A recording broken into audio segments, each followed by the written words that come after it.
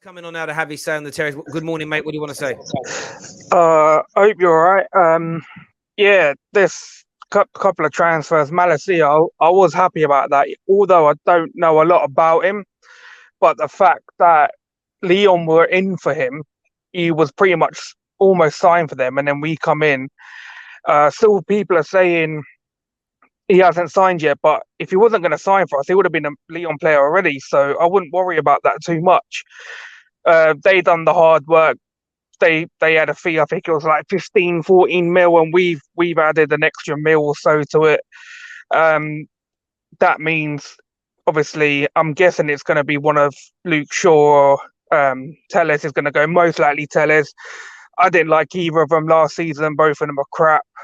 Luke Shaw has a history of injuries, weight problems, and Terrace wasn't the player that we thought he was going to be. He had a couple of good moments, but it's not good enough. And someone like Malacia coming in, young, hungry, and obviously Ten Hag's done a lot of work on him. He obviously wanted them at Ajax. I'm happy with that deal. It hasn't cost a lot of money either. The Martinez deal, I'm 50-50 with it. I wouldn't be too upset if he went Arsenal.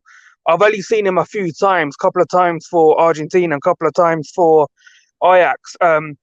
I was listening to another channel where the channel that Flex does. He has a few Ajax boys who comes on. They have their own channel, and they were saying that he wasn't being played for a few months.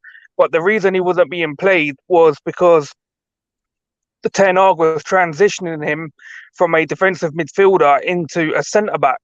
Mm-hmm. And as soon as he slotted into that centre back role, apparently he was on it. So, yeah, he's kind of a utility player. We could use him in a couple of positions. And there was another thing I was listening to this morning on TalkSport where I don't know who the guy was, but they were saying a lot of clubs nowadays that don't go for the traditional 6'4", 6'3" centre backs. A lot of clubs want centre backs with a better pace and who can pass the ball out.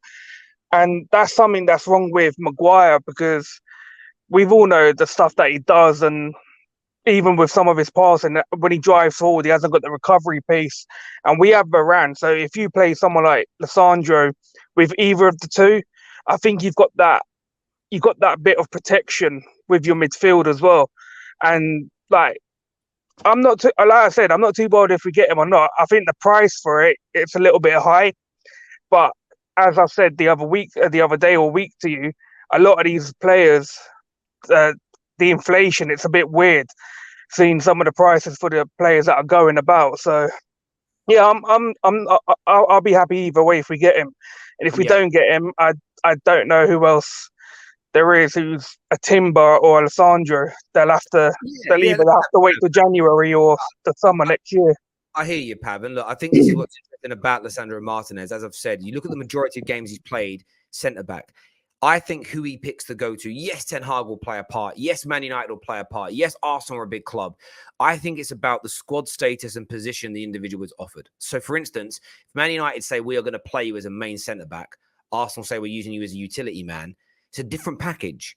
And that will play a part. If Arsenal say we're going to predominantly use you at left back and he fancies being the main left back at Arsenal, but we say you're a backup centre back, he'll probably pick Arsenal. Like, he may pick Arsenal. What we don't know is what he really wants, and not money, not manager, not club. Where does he want to be utilised? The reason that Gabriel Jesus favoured Arsenal above everybody else, yes, there's the soft facts and there's the Edu connection and the relationship he already had with Arteta. But the main reason he picked Arsenal over Tottenham and over Chelsea is that he was promised the chance to have the starting berth as the number 9, be the main striker. Barring bad performances, he's going to start.